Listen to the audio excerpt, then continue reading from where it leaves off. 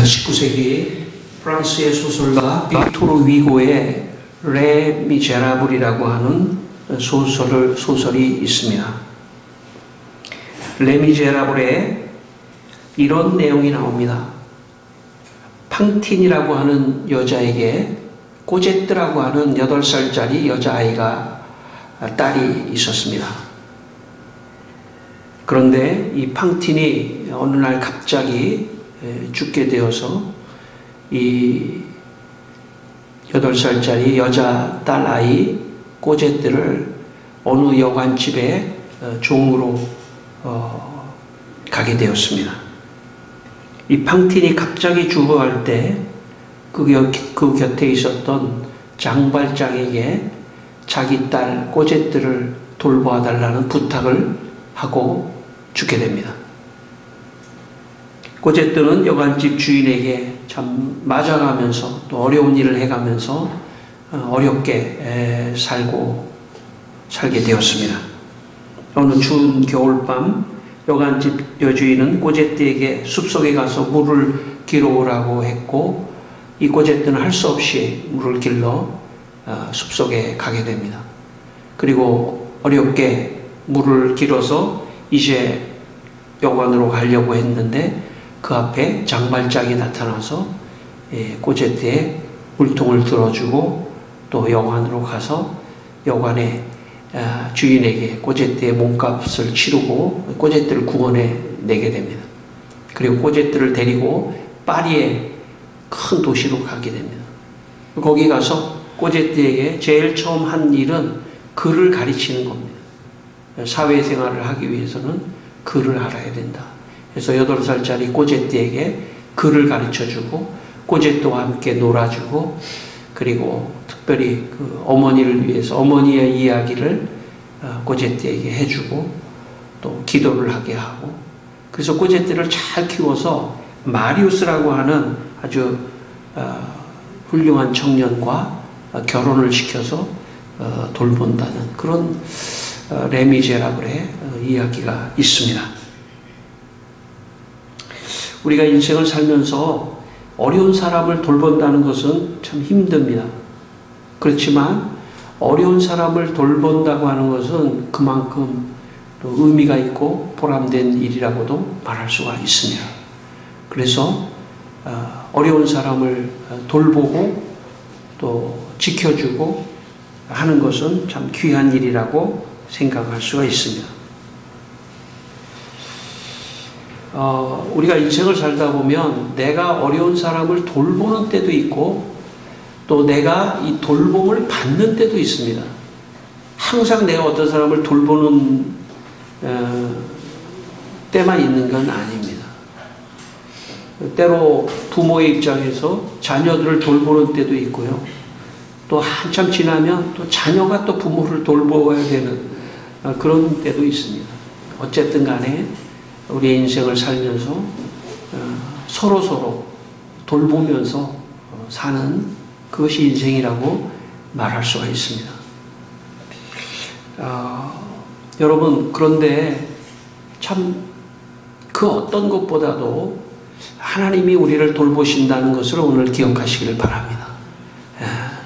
하나님이 우리를 돌보십니다. 그러므로 염려하지 말라고 성경은 말씀합니다. 베드로전서 5장 7절에 이런 말씀이 있으며 너희 염려를 다 주께 맡기라. 이는 그가 너희를 돌보심이라. 여러분 하나님이 우리를 오늘도 돌보신다는 것을 마음에 꼭 기억하며 예배를 드리게 되기를 바랍니다. 나를 돌보고 우리 가족을 돌보고 우리 자녀를 돌보신다. 하나님이 돌보시는 것이 가장 안전합니다. 우리가 사람이 사람을 돌볼 때 안전할 수 있지만 그거보다 더 하나님이 우리 가정을 돌보고 내 자녀를 돌보고 우리의 부모를 돌보고 다 돌보고 주님께 맡기면서 살아가야 하는 것입니다. 오늘 이 아침 하나님이 여러분을 돌보신다는 걸 기억하시고 염려하지 말고 하나님이 날 돌보신다. 내 앞길을 돌보시고 자녀들의 앞길을 돌보시고 우리를 돌보신다 하는 믿음으로 살아가게 되시기를 주의 이름으로 축원합니다. 예, 오늘 본문 8절 말씀 한번 다시 읽겠습니다. 오늘 룻기 2장 8절 말씀, 룻기 2장 8절 말씀, 룻기 2장 8절입니다. 같이 읽겠습니다. 보아스가 룻에게 이르되 내 딸아 들으라. 이삭을 죽으러 다른 밭으로 가지 말며 여기서 떠나지 말고 나의 소녀들과 함께 있으라. 예, 오늘 본문의 말씀은 룻기인데요. 예, 룻이라는 이 모압 여자가 있었는데 이 모압에서 살고 있다가 자기 남편이 죽게 됩니다. 그래서 룻은 이제 혼자가 되고, 그리고 시어머니가 계셨는데 시아버지도 돌아가시고 시어머니가 계셨는데 시어머니를 모시고, 시어머니는 원래 유대 사람입니다. 그래서 유대의 고향으로 같이 돌아오게 됩니다. 그런데 시어머니 나오미는 나이가 너무 들어서 어떤 경제적인 활동을 할 수가 없어요. 그래서 며느리인 룻이 가서 뭐 먹을 거를 구해와야 되는데 뭐 구할 수가 없습니다.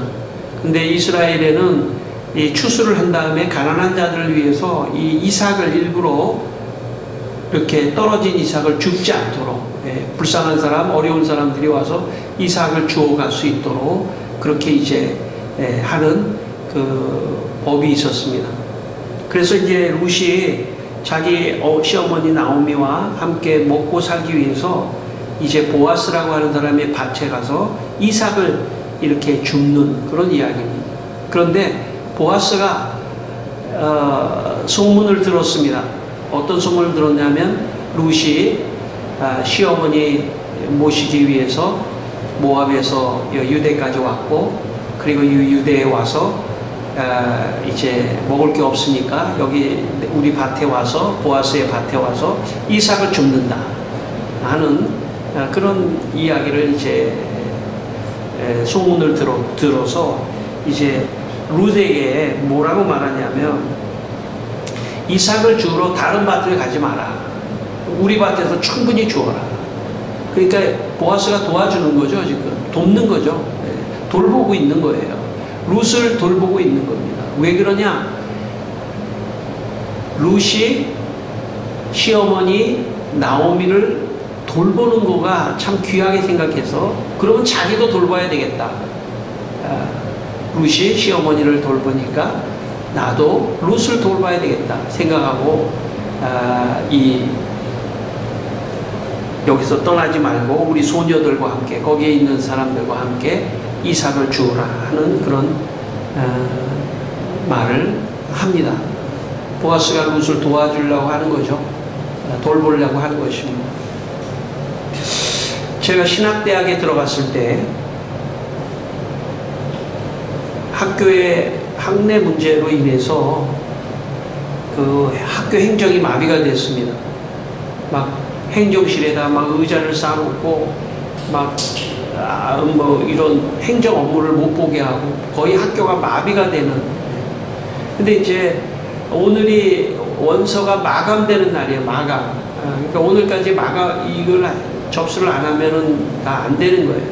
그래서 이제 접수를 하려고 사람들이 학교의 그 행정실 앞에 그냥 가득 모여 있었습니다. 근데 거기에 또 막 그걸 못하게 하는 사람 막 대모를 하고 막 막고 이러니까 접수가 안 됐습니다. 접수 시간이 뭐 오후 뭐 몇 시, 5시 뭐 이렇게까지 있는데, 제가 이렇게 접수를 하려고 기다리다가 시간이 지난 걸 보면서 포기하자 하고 전 집으로 돌아갔어요. 집으로 돌아갔는데 아마 그날 지금은 아프리카 그 케냐의 선교사로 계시는 이원재 선교사님이 이제 같이 공부를 했었는데, 그분이 아마 끝까지 저녁 10시까지 저녁까지 기다렸나 봐요. 잠깐 그 행정실에 문이 열렸어요. 접수를 받았는데 그분이 이제 자기 것만 접수하지 않고 원서를 사가지고 원래 거기다 원서에는 막 쓰는 데가 많잖아요. 근데 자기 거는 자기가 쓸 수 있는데 내 거는 쓸 수가 없잖아요. 뭐 신상이라든가 여러 가지 알 수가 없으니까. 그러니까 내 거도 하나 자기가 자기 돈으로 샀어요. 사가지고 내 거는 이름만 써가지고 같이 무조건 접수를 시켰어요. 받아달라고 해요. 나중에 이제 알았지만은 그때 특별한 상황이었기 때문에 나중에 가서 제가 그 원서 부족한 부분을 채워 넣었지만 접수를 받아줬어요. 아마 그때 그분이 그렇게 저를 도와주고 돌보지 않았다면 아마 저는 뭐 그해 신학대학원에 가지 못했을 겁니다. 참 그래 고마운 분이죠. 그래서 두고두고 지금까지 혹시 뭐 또 이 동영상을 볼지도 모르니까 너무 감사하게 생각합니다. 저를 돌봐주고 사실 그랬어요. 학교 다니면서도 늘 이렇게 돌봐주고 저보다 조금 나이 한두 살 많으신 분인데 돌봐주고 이렇게 지켜주고 그런데 그런 게 그냥 끝나는 게 아니더라고요. 그게 또 소문에 소문을 물고 또 다른 사람한테 알려지고 그래서 다른 사람이 참 그 선교사님 참 고마운 분이다. 참 훌륭한 분이다. 사람이 말이죠. 이게 인생이라는 게 뭔가 한번 삐끗하면은 생각지도 못하는 곳으로 확 또 갈 수도 있어요. 인생이라는 게 참. 그러니까 참 모르는 거예요. 그때 참 기회가 됐을 때 잘하는 게 중요한 거예요. 어쨌든 간에 그분이 그렇게 해서 굉장히 참 고맙고 많은 사람이 그분을 칭찬하고 야 잘했다 잘 돌봐줬다. 저도 일평생을 그분에게 감사하게 생각하고 이렇게 돌봐주신 그런 은혜를 늘 생각하고 있습니다. 여러분 여러분이 살아가는 현장에서 누군가 크건 작건 간에 돌볼 수 있는 도와줄 수 있는 그런 힘이 있다면 여러분도 그렇게 하시기를 바랍니다. 그렇게 하는 것이 하나님의 뜻이고 또 우리를 돌보시는 하나님에 대한 은혜를 갚는 것일 수가 있습니다. 오늘 10절과 11절 한번 읽겠습니다. 오늘 우리의 본문 말씀 10절과 11절 말씀을 한번 다시 읽겠습니다. 자, 룻이 엎드려 얼굴을 땅에 대고 절하며 그에게 이르되 나는 이방 여인이오늘 당신이 어찌하여 내게 은혜를 베푸시며 나를 돌보시나이까 하니 보아스가 그에게 대답하여 이르되 내 남편이 죽은 후로 내가 시어머니에게 행한 모든 것과 내 부모와 고국을 떠나 전에 알지 못하던 백성에게로 온 일이 내게 분명히 알려졌느니라.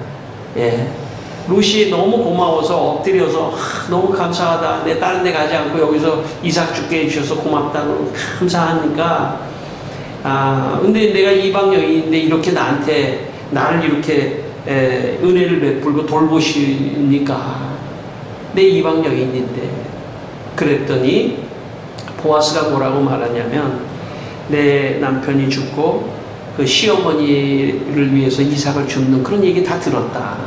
근데 여기 또 추가적으로 시어머니의 하나님이 나의 하나님입니다 하면서 신앙의 고백도 하거든요. 그런 것도 다 들었다. 그러니까 참 너를 좋게 생각하고 너를 돌보고 싶다. 그런 보아스가 그렇게 지금 룻에게 말하는 거죠. 저는 사회를 살아가면서 우리 모두가 다 사회생활 하면서 하지만 어떤 사람이 나를 참 잘 돌봐주기를 우린 바라죠. 근데 지금 여기서 보아스가 룻을 돌봐주잖아요. 근데 룻이 지금 나오미를 지금 돌보고 있지 않습니까? 그죠? 그러니까 다 이게 연쇄적인 거예요. 누군가 나한테 신경을 써주고 도와주고 돌봐줬으면 좋겠다 에서 끝나는 게 아니라 내가 보이지 않는 곳에서 그런 마음을 쓰면서 누군가를 돌보려고 하는 그런 마음, 작거나 크거나 돌보려고 하는 그런 마음을 가지고 있으면 상대적으로 또 그런 또 다른 사람이 나를 돌볼 수 있다는 것이죠. 저는 그런 사람을 하나님이 돌보신다고 생각합니다. 그러므로 오늘 우리가 할 일이 있다면 내가 돌볼 수 있는 사람을 돌보는 거예요. 여러분, 부모가 말이죠, 자녀를 다 돌볼 것 같지만 그렇지 않은 사람도 있더라고요. 아주 그냥 아이를 그냥 버리는 사람도 있고 돌보지 않아요. 여러분, 부모로서 자녀를 잘 돌보게 되기를 바랍니다. 제가 보니까 자녀가 커도 돌봐야 되더라고요. 커도 돌봐야 돼요.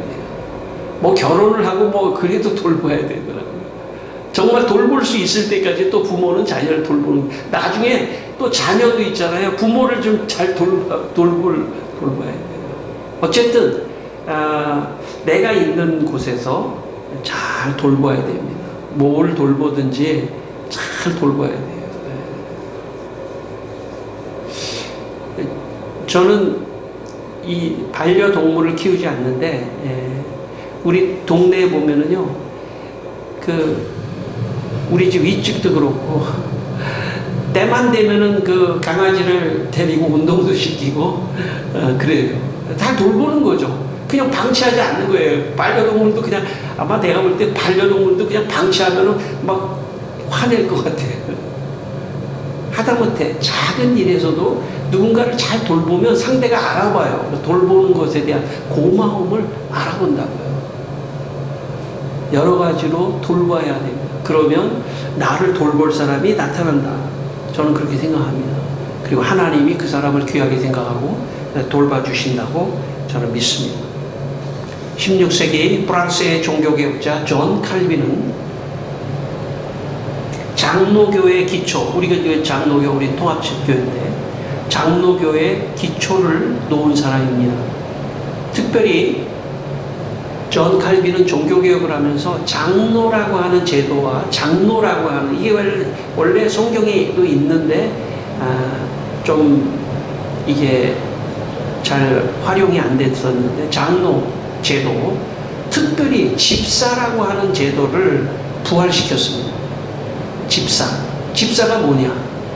그러면서 칼빈은 집사에 대해서 이런 말을 했습니다. 교회에는 두 종류의 집사들이 있다.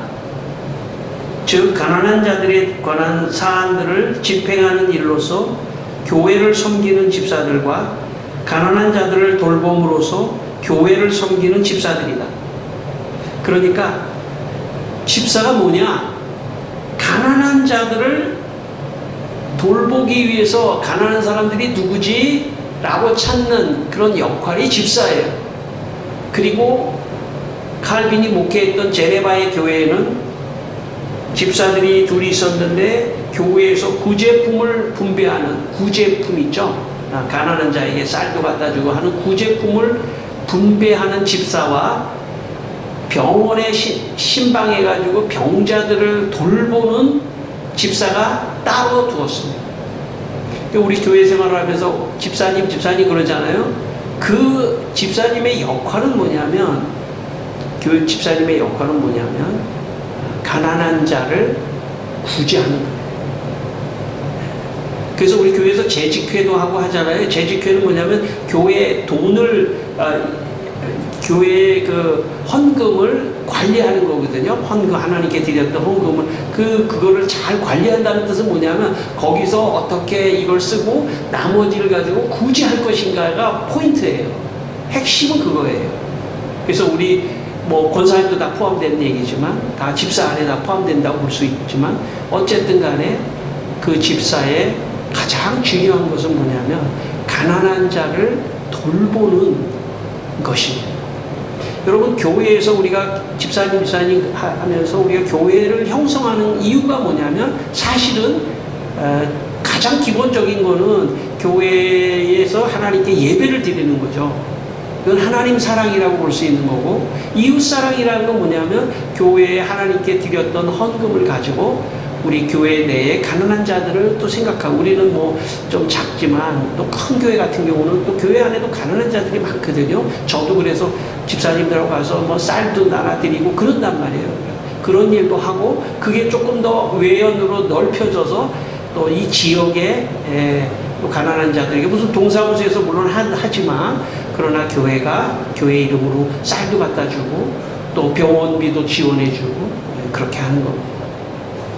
그래서 결국은 하나님이 돌보시는 분이기 때문에 교회도 이런 돌보는 역할을 하는 것이 교회의 역할이고, 그래서 우리가 교회에 모여서 또 예배도 드리고 또 헌금도 하는 거예요. 그리고 그렇게 해서 예배도 드리고 가난한 자를 돌보고 교회를 돌보고 또 밖에 사람들을 또 돌보는 그런 정신이 또 사회에 영향을 미쳐서 또 사회에서 많은 어떤 사람들을 돌보는 그런 어떤 동기를 유발시키는 그런 곳이 교회인 것입니다. 오늘 12절 말씀을 또 한번 읽겠습니다. 12절 말씀 같이 한번 읽겠습니다. 여호와께서 내가 행한 일에 보답하시기를 원하며 이스라엘의 하나님 여호와께서 그의 날개 아래 보호를 받으러 온 내게 온전한 상 주기를 원하노라 하는지라. 여러분, 지금 보아스가 룻에게 말이죠. 야, 여기 지금 안 읽었습니다만은 룻에게 저 이삭을 주고 그다음 목이 마르면 여기 소년들이 길어온 물 그거 마음껏 마셔. 물이 또 중요하거든요. 일할 때 물을 어디서 집에서 지금은 뭐 물 이렇게 뭐 통에다가 물도 싸가지고 다니고 뭐 또 물도 뭐 사가지고 다니고 그랬지만 옛날에는 뭐 바가지에다가 물을 떠가지고 가져갈 수도 없고 물이 중요한 거예요. 일하다가 목마르고 물도 먹고. 그런데 이 보아스가 말이죠, 룻에게 뭐라고 말하냐면 네가 나오미를 잘 돌보는 그거 하나님이 아시고 너한테 보답해 주실 거야. 그리고 온전한 상을 너한테 주실 거야. 말로도 축복하고 격려했다는 거예요. 물질로만이 아니라 저 뭐 먹고 싶은 거 있으면 먹어, 마음껏 먹어. 이렇게 좀 어떻게 보면은 좀 나 먹을 거 많으니까 너 그냥 먹을 거 너 그냥 먹고 싶으면 먹어, 이런 식이 아니라 진짜 배려한 거죠. 진짜 돌보는 마음을 가진 거죠. 그래서 하나님이 너에게 보답하실 거야. 네가 돌보는 그거에 보답하실 거야. 아마 이 말을 하면서 보아스의 생각에 내가 너한테 보답해 줄게 라는 말은 하지 않았지만 그런 마음으로 말했는지도 몰라요. 하나님이 너한테 온전한 상을 주실 거야. 축복의 말이죠. 그 축복의 말을 들으니까 더욱더 마음의 용기가 생기고 그런 것입니다. 저도 자녀를 키워봤지만 아니라 키우고 있지만 자녀에게 중요한 것은 엄마가 밥을 먹이는 것도 중요해요. 밥을 만들어서 또 먹을 걸 사서 먹이는 것도 중요한데 말도 중요해요. 말로 축복해 주는 거예요. 너 잘 될 수 있어. 너 정말 훌륭하게 될 거야. 이렇게 말로 하나님이 너한테 보답해 주실 거야. 하나님이 너에게 온전한 상을 주실 거야. 이거는 제가 볼 때는 식사 시간에 밥을 차려서 엄마가 나한테 밥 주는 것보다도 훨씬 더 중요한 일인지도 몰라요. 왜냐하면 밥은 내가 가서 맛있는 거 사 먹지. 그럴 수도 있기 때문에 그것도 중요하죠. 그렇지만 그것 이상으로 중요한 것은 말이에요. 말로 그를 돌보는 거예요. 말로 그를 축복하는 거예요. 여기 지금 이제 새로운 사회에 적응해서 살아가는 그런 사람들 계시지만 저도 이렇게 보니까요, 집에서 보니까 새로운 사회에 적응해서 사는 게 우리가 부모의 입장에서 보면 그거 뭐가 어려워 이렇게 생각할지 모르지만 정말 죽을 만큼 힘들 수 있는 것 같더라고요. 그럴 때 부모가 격려하고 축복해 줘야 되는 거예요. 잘할 수 있어. 잘하고 있어. 그 정도면 잘하는 거야. 훌륭한 거야. 라고 축복하고 격려하는, 이게 보아스예요. 돌봄의 방법이 그런 거예요. 돌봄의 방법이 이상 먹고 물이나 마셔가 아닙니다. 돌봄의 방법이 조금 더 고차원적으로 가고 있는 보아스를 우리가 볼 수 있습니다. 광주 애양원에 나 환자를 처음 돌보았던 미국인 의사 닥터 윌슨이 1926년 미국에 편지 한 통을 쓰게 됩니다. 그 편지의 제목은 낡은 천이 필요합니다 라는 제목의 편지입니다. 그 편지의 한 부분을 제가 읽어드리겠습니다. 아주 작은 돈으로 고통을 더는데 도움을 줄 수 있다면 여러분은 어떻게 하시겠습니까? 저희가 필요한 것을 말씀드리겠습니다. 저는 나환자 604명을 수용한 나환자촌을 책임지고 있습니다. 어느 날 길가에서 나환자가 양배추 잎으로 상처를 싸매고 있는 것을 보았습니다. 다른 환자는 더러운 신문지에 침을 뱉어서 자기 상처에 드레싱하듯 붙여 놓더군요. 세상에 누더기 옷감이 넘쳐나는데 이래서는 안 되겠다는 생각이 들었습니다. 이곳에서는 매일 아침 나 환자 300명을 수술하고 드레싱해야 합니다. 이 부분에서 여러분이 우리를 도와주실 수 있습니다. 이게 무슨 말이야 하며 하시면서 가슴이 철렁하시다면 걱정하지 마십시오. 이 나 환자의 상처에 드레싱을 해달라는 것이 아닙니다. 우리는 단지 낡은 천이 많이 필요할 뿐입니다. 여러분이 사용하시기에는 너무 낡아서 못 쓸 그런 옷감을 보내주십시오. 이런 낡은 옷감이 훌륭한 드레싱 재료로 둔갑합니다. 저희에게는 이 천들을 소독할 수 있는 증기 소독기가 있습니다. 윌슨 박사가 미국에 편지를 했고 이 편지를 받은 미국의 수많은 성도들은 자기 집에서 낡은 옷을 모아서 이 낡은 옷을 조선에 일제 강점기 속에서 고통당하는 우리나라에 수없이의 엄청난 배에 낡은 옷을 산더미같이 싸서 광주의 나환자촌에 보냈습니다. 그리고 이 소식을 알았던 전 세계 2,500명의 엘리트들이 선교사, 목사, 의사, 교사 2,500명이 1920년대 초반에 한일합방 10년 이후에 한일합방 이후에 우리나라로 쏟아져 들어와서 우리를 돌보아줬습니다. 우리나라를 돌보아줬습니다. 그리고 우리에게 와서 가장 중요한 말은 우리를 격려하고 축복했습니다. 너희들 나라는 잘 될 수 있어. 너는 잘 될 수 있어. 열심히 공부해.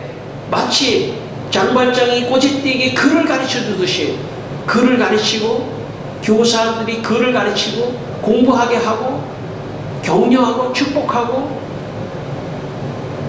돌봐줬습니다. 그래서 저는 오늘 여기까지 우리가 왔다고 생각합니다. 앞으로도 잘 갈 거라고 저는 생각합니다. 여러분, 이 모든 것 이렇게 돌본 사람들은 어떻게 해서 돌볼 수 있었을까요? 순수하게 어떻게 그들의 집안에서 천을 모아가지고 돌볼 수 있었을까요? 돌보시는 하나님을 믿고 있었기 때문입니다. 나를 돌보시는 하나님, 그러므로 하나님의 뜻은 또 다른 사람을 돌보라고 하는 것이 하나님의 뜻인 줄 알고 다른 사람을 돌보는 행동을 했던 것입니다. 여러분, 우리가 교회에 주일날 온다는 것은 하나님이 우리를 통해서 누군가를 돌보게 하시려고 하시는 것입니다. 그러므로 나를 위해서만 교회에 오는 데에서 넘어서야 합니다. 내가 교회에 오고 하나님을 믿고 나아가고 내가 직장 생활을 하고 내가 나아가는 것은 나를 통해서 하나님이 또 다른 사람을 도와주라고 하는, 돌보라고 하는 어떤 그 메시지를 동시에 우리가 가질 때 우리는 하나님 앞에 정말 돌보는 사람으로 살아갈 수 있습니다. 마지막 13절입니다. 마지막 13절 우리 한번 읽겠습니다. 같이 한번 읽습니다. 루시 이르되 내 주여 내가 당신께 은혜 있기를 원하나이다. 나는 당신의 하녀 중에 하나와도 같이 못하오나 당신이 이 하녀를 위로하시고 마음을 기쁘게 하는 말씀을 하셨나이다 하니라. 예. 여기에 루시 말이죠. 보아스에게 맨 마지막에 저를 위로하시고 마음을 기쁘게 하시는 말씀을 하셨습니다. 이게 뭡니까? 그 12절에 너는 하나님께 보답을 받고 온전한 상을 받을 것이다 하는 말 때문에 지금 하는 거죠. 제가 말씀드렸습니다만 루드에게 그 이삭 죽고 물 마시고 싶으면 마시고 가. 아마 이랬다면, 그리고 말을 섞지 않았다면, 보아스가 하고 말을 섞지 않았다면, 아마 보아스가 12절을 하지 않았다면 말을 섞지 않은 거예요. 그죠? 그냥 명령만 한 거죠. 야, 이삭 죽게 해. 소녀들에게 너 물 먹게 해. 그리고 싹 돌아서 갔었을 거예요. 그런데 루드에게 말을 시키고 격려하고 축복하는 그 말이 루드의 마음에 위로가 된 거예요. 그리고 마음이 기쁜 거죠. 네. 여러분이 다른 사람을 돌볼 때 꼭 물질로만 돌본다고 생각하면 안 됩니다. 어쩌면 그거보다 더 중요한 것은 말을 하는 거예요. 격려하고 축복하는 말을 하는 것입니다. 마지막으로 오늘 저는 이 설교를 준비하면서 룻은 누굴까? 저는 우리 여기 성도 여러분이 룻이라고 생각합니다. 여러분이 교회에서 예배를 드리고 기도를 하고 또 봉사를 하고, 저는 이 교회에서 봉사한다고 생각해요. 모두가 다 봉사합니다. 봉사하고 또 물질로 헌금하고, 이것은 교회를 돌보는 거예요. 교회를 돌보는 것은 이웃을 돌보는 것이고 결국 가난한 자를 돌보는 것의 총체가 바로 여기에 있는 것입니다. 분명히 하나님께서 여러분에게 보아스 같은 인생의 보아스, 여러분을 도와줄 보아스를 하나님이 보내주실 거라고 저는 믿습니다. 그리고 하나님께서 여러분을 기억하시고 여러분의 인생을 돌봐 주실 것입니다. 성도 여러분, 오늘 이 아침에 오늘 룻기를 통해서 하나님이 여러분을 돌보신다는 것을 믿고 나가시기를 주의 이름으로 축원합니다. 기도하겠습니다. 우리 한번 기도하겠습니다. 하나님, 돌보시는 하나님을 내가 믿습니다. 돌보시는 하나님을 믿습니다. 나를 돌보아 주시고 우리 가족을 돌보아 주시고 우리 교회를 돌보아 주시고 그리고 또 이웃을 돌보게 하여 주시기를 기도합니다. 하나님, 오늘 우리 귀한 성도들 천국교회를 돌보고 있습니다. 아버지, 이분들의 인생에 보아스와 같은 사람을 보내주셔서 이분들을 돌보아 주시고 하나님, 영원토록 하나님 우리의 성도들을 돌보아 주시옵소서.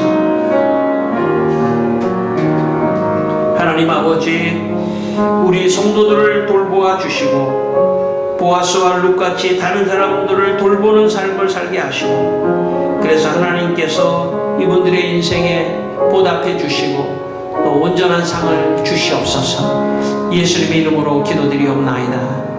아멘.